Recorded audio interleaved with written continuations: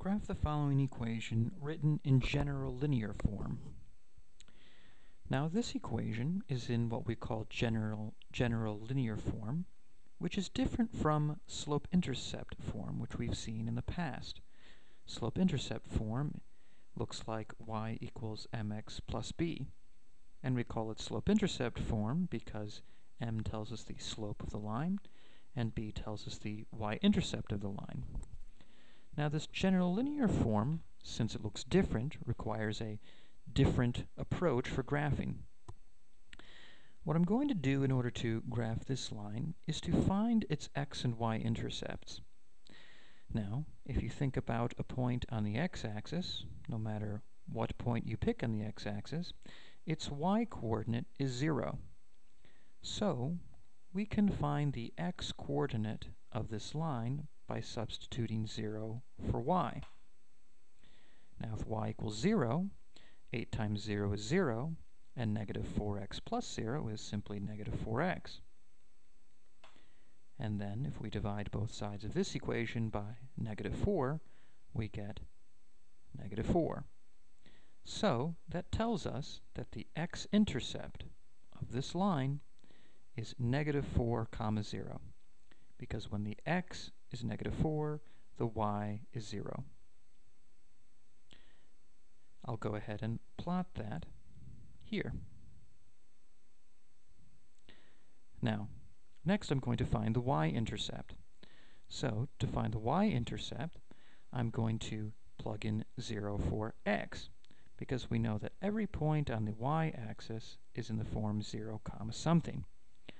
So, I'm going to put in 0 for x.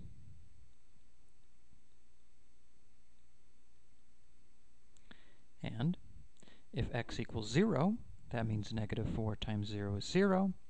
That will make that portion of the equation disappear, and we'll be left with 8y equals 16. And then solving for y, by dividing both sides by 8, we get 2. So that means the y-intercept of this line is 0, 2, because when the x is 0, y equals 2. And now I'll plot that point, 0, 2. Now, we were asked to fill in the following pieces of information. First of all, the slope. Well, notice that the slope is the change in y over the change in x, which is 2 over 4,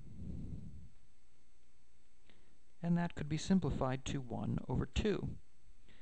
So, if you go over 4, you go up 2, or if you go over 2, you go up 1. So that means our line will look like this. And we found the y-intercept is 0, 2, and the x-intercept is negative 4, 0. Now, to write the equation in slope-intercept form, let's use the graph that we have here.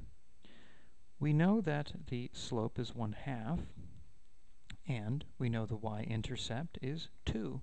So we can simply say that the slope-intercept form is y equals 1/2 x plus 2. Now, there is another way that we could find the equation in slope-intercept form. The equation that we started with is negative 4x plus 8y equals 16. Since slope-intercept form has y isolated, we can use our algebra skills to simply isolate y here. Now, to do this, we could start by adding 4x to both sides. If we do that, that will eliminate the minus 4x on the left side of the equation, and we will have 8y on the left. And on the right side of the equation, we can't combine these two quantities. All we could do is say that the right side is 16 plus 4x. We can't combine these two quantities, of course, because they're not like terms. Now, we have another step, which is to solve for y.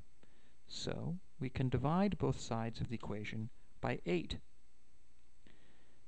That would leave us with y on the left side, and this rather complicated looking expression 16 plus 4x divided by 8 on the right. Now that doesn't quite look like what we're used to for slope-intercept form, so we need to do a little simplifying on the right side. If we have this entire quantity in the numerator divided by 8, that means we need to divide both the 16 by 8 and the 4x by 8. And 16 divided by 8 is 2, and if we simplify the 4/8, we get 1/2 x. And we could call this slope-intercept form, but generally speaking, we usually have it where we have y equals mx plus b, that is the slope times x comes first, plus the y-intercept. And you can see that we get the exact same thing using our algebraic steps as we got by simply graphing the line and finding the slope and the y-intercept. So, just to recap some important points.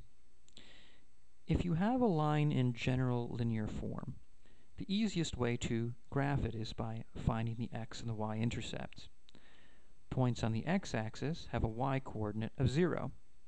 So if you substitute 0 for y and solve for x, you find the x-intercept of the line. Y-intercepts have an x-coordinate of 0. So if you substitute 0 in for x in the equation and solve for y, you will find the y-intercept of the equation. And once you have the x and the y-intercepts, this allows you to graph the line and find the slope if necessary.